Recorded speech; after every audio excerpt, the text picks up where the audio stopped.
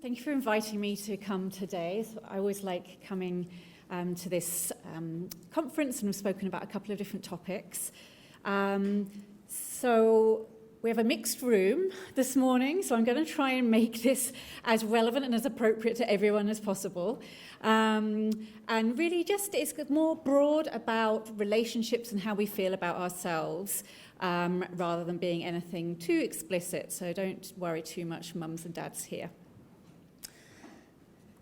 Okay, so because I'm a researcher, I love a good definition.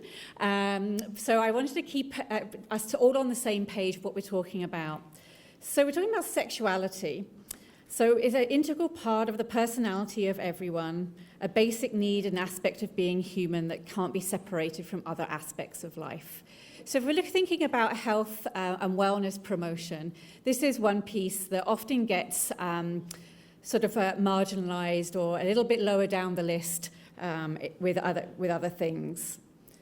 And then when we talk about sexual health, which is often what we think about in terms of contraception and, all these sort of very factual medical things, but it's really also about having a positive and respectful approach, free of coercion, discrimination, and violence. And I think if we can also apply those to everyday relationships as well, as about growing and building healthy relationships. So it doesn't necessarily have to be linked to sex. So what do I mean by sexuality? So it refers to the identity and how you view yourself and others. It might be about how you view your body and intimacy. It's about respecting diversity, different gender identities, and also about developing healthy relationships. So it's a very broad, all-encompassing term that doesn't necessarily have anything to do with actual sort of sexual relationships, but really about how you feel as you're in yourself and how you see yourself. So we all find it a little bit difficult to talk about this topic. There are lots of taboo topics we find it difficult to talk about. I'm checking them off the list. So I think I've been here and talked about incontinence, talked about overweight and weight management. I like a good taboo topic. So we're on sex at the moment. So why is it important to talk about, even though we all find it just a little bit awkward? Well, have to tell you, but people with disabilities also like having sex. I don't know if anybody knew that here. So this is a great couple. They live in Toronto, actually, Tim and Natalie Rose. And they've done a lot about, they have a centre for themselves and really interested in how relationships, whether both people have a disability or one person has a disability, how they can be sort of supported. And they've done a lot to kind of bring awareness of this topic, especially in this area. So what do we know? There's actually been a reasonable amount of research in spina bifida and sexuality specifically, which is kind of interesting, I think. Now, we do know that young people with disabilities generally have the same hopes and desires for sex and intimate relationships as their non-disabled peers. We know a lot of young people with spina bifida do worry about having intimate relationships and wonder whether that's going to happen and how it might happen, and it's a considerable concern. And then youth report often wanting to know more about sex, but very relevant to spina bifida, because as we'll see in a minute, there are some specific issues that can arise with people with spina bifida when we're thinking about sexuality and sexual relationships. So we know there's a big gap out there in the research. That's all the research has done. It's just showed there's a big gap. So us researchers love doing that. But then we have to kind of fill the gap. So that's what we're kind of working on right now. So why is this an issue? Why are people feeling like they need more information? Let me tell you a story about my friend called Crystal. So Crystal's in her 30s now. And she talks about being in school, in physical education classes or wherever sex ed was being taught at the time when she was in high school. And the teacher very nicely came along to Crystal and said, "Oh, Crystal, you can leave now. You're not going to need this." So, kids aren't often getting the education in school. There's a huge assumption about kids with many disabilities, not just spina bifida, about that they are somehow asexual, that they do not need the information, that it will never be relevant to them. And it's very much this assumption that it's not part of people's disabilities worlds. So not only are they maybe missing out on sort of the formal sex ed training, then often there's also these assumptions by society that there's some sort of asexual bodies that don't want to take part in this kind of thing or have any interests. And then it may be, in some occasions, young people with disabilities may not mix with other peers where you find out more about it. I don't know about you, did everyone hear about sort of the birds and the bees from their friends at school? Yeah. Nowadays it's just all online. So there are some issues around kind of getting the specific information you really, really want for this that are somehow that's missing. So I talked about some spina bifida specific challenges, and that's what some of the early surveys said. Like some of them said, actually, unlike my friend called Crystal, they said, yeah, we did get sex ed in school, but it of course wasn't anywhere related to kids with spina bifida. And some of the issues that can be specific to that around incontinence, that's a huge concern, early puberty, stigma, and so on. So there are a number of challenges, but they're often not discussed in healthcare consultations. So we did a study a while ago about young people who we asked them about disclosing their diagnosis to romantic and sexual partners and sort of some of the experiences they had. So some of them were talking about like, just treat me normal, but there's going to be some sort of like little adaptations you might have to use, but hey, I'm not a complete like alien that needs something completely different.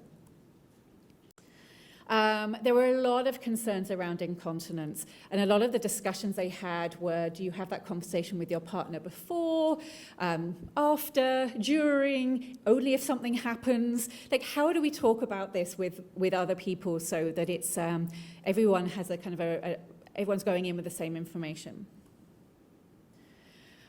We found quite a sort of like a gendered some issues around not really, as a girl, not having been told or taught to kind of learn about one's body and feel comfortable with one's body, which is, you know, a prerequisite to then being in a relationship and having an enjoyable sexual relationship.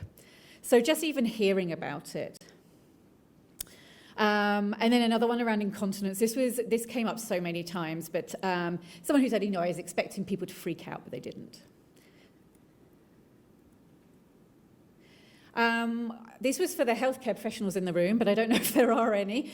But if you want to advocate for yourselves going in to see your healthcare specialist, then the Spina Bifida Association in the US has, a few months ago, released this whole slew of recommendations and evidence-based guidelines, and 4 of them are actually around sort of sexual health and sexuality. So finally, there are actually some guidelines out there. So if you feel this is important, when you go and see your healthcare provider or your child's healthcare provider, you can perhaps put this on their radar to see how to talk about it.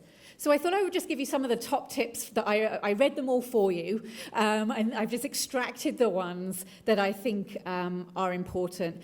And I really, although I say youth, I really think we should be talking about this really when kids are really young, in appropriate ways. So it's not about talking about sex when they're very young, but it's about bodies, getting comfortable in your body, about the exploration's okay, what's appropriate and inappropriate touch. Things like that, we can build these foundations when children are even young without necessarily having it sort of as a sexual discussion. So just acknowledging is part of life. And then what we found from our study was that building confidence in describing your spina bifida when you're young, so even to friends or school teachers, actually really helped later on when they were in romantic relationships, because that confidence meant that they could talk confidently about their spina bifida and what they needed in that relationship. So it has so many kind of knock-on effects when we work with kids when they're younger to really kind of take ownership and feel confident about talking about themselves and their body. It may be that you'd help them develop a script to do that. So, you practice at home, you do a role play. What do I do when my friends ask me why I walk differently or whatever. So helping kids to develop that script that makes them feel comfortable. And then they can go on and evolve as they're getting older and use that script in different situations. Parents, you're going to have to leave the room, I'm sorry. When in sort of teen times, and it's really great to give your child the chance to advocate, and I'm sure this is nothing you haven't heard already, but especially around this topic. And sometimes healthcare professionals say to the young person, do you want your parents to leave the room? Which no one is ever laughing, but no kid wants to say yes, because afterwards their parents are like, why did you want me to leave the room? What do you want to talk about? So healthcare professionals need to take charge and say, Mum, out the room for a bit, or Dad, so that there can be some opportunities to talk about topics that might be slightly sensitive. Maybe it's not about sex, maybe it's about something else completely, but it helps to develop some sort of self-advocacy skills if they have to have those conversations on their own in a supported manner for just one part of the consultation. So, for adults, again, some of the sort of similar things this is what we're building up to when children are young. But that idea of discussing one's body, what one needs in relationships. A key thing is around sexual health screening. We know people with disabilities generally have very, very low screening rates for things like cervical cancer, breast screening. And so really advocating for yourself is really important to get the sexual health screening that you need and deserve. Many adult providers don't often offer it, so it's something that's really important to put. And as a health promoter, this is something I'm always going on about with when down at U of T, that really those screening services that are accessible, that with knowledgeable people really aren't available. So there's a lot of advocacy there. And then work with your team. Advocate for yourself, work with your team. It might be taking guidelines in and consult the medical team when thinking about reproduction. So work in progress. So we are doing a small study here, but we are creating communication aids or resources for healthcare providers about how to talk about sex with children and youth and parents with disabilities. So we know people find it really difficult to talk about. We know there's a very big lack of perceived expertise out there. So we have been interviewing young adults with disabilities to ask them what they would have wanted their healthcare providers to talk about when they were younger regarding sex.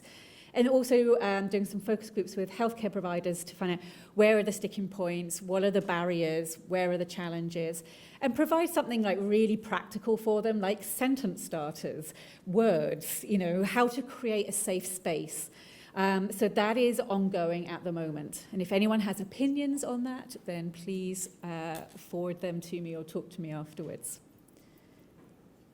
So that's my little spiel. This is all part of the health and wellness, talking about oneself. And hopefully you can see it's broader than just the topic of sex, but it's also about how we develop and grow as sort of informed and educated people, feeling good about ourselves and our bodies that can set ourselves up through life for meaningful relationships of whatever kind of type, and also feeling good about ourselves and who we are and who we stand for as we grow older. So thanks for inviting me today. I'm happy to take a few questions. And yeah, it's been a pleasure to be here.